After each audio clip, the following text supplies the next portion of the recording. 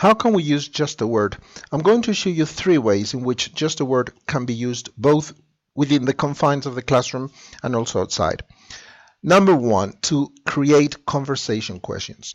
Imagine that the students are currently having conversations around the theme of food.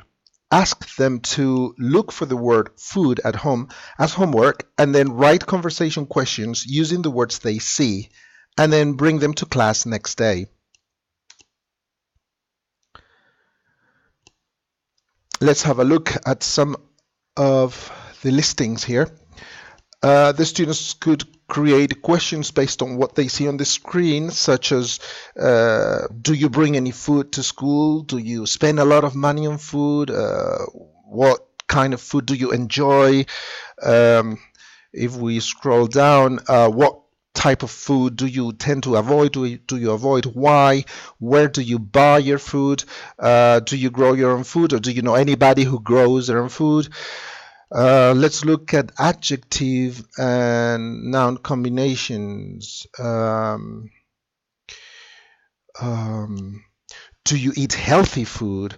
Do you eat raw food? What do you think of sugary foods? Plenty of opportunities for the students to explore language and create conversation questions and have a look at this language with a critical mind and also get creative with it.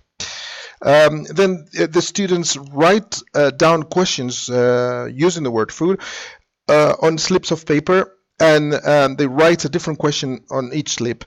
Then when you see them in class, collect the slips of paper, set up groups of students and let them work in groups and have conversations around the questions. Then the groups may switch slips with other groups when they ran out of ideas. Number 2. To explore words. You find the word modest in a reading passage. This is not a difficult word for Spanish speakers, as there is exactly the same word in Spanish.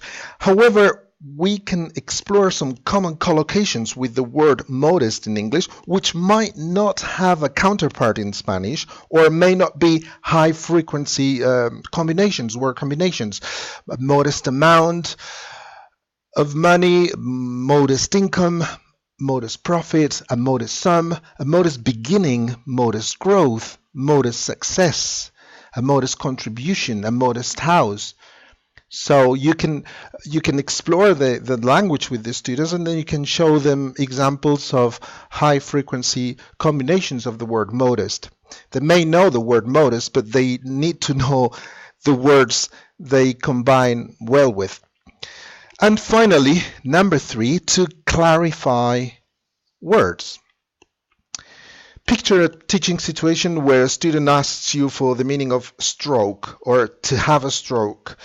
For example, your student asks you in their mother tongue and you provide the English word or the English expression.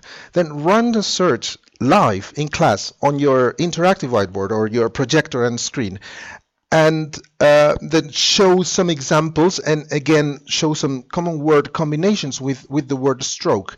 Yeah. For example, stroke, to die of a stroke, to have a stroke, to recover from a stroke, to suffer a stroke. Then you're looking at the word stroke as a noun, and you're looking at possible verbs that can be used with the word stroke.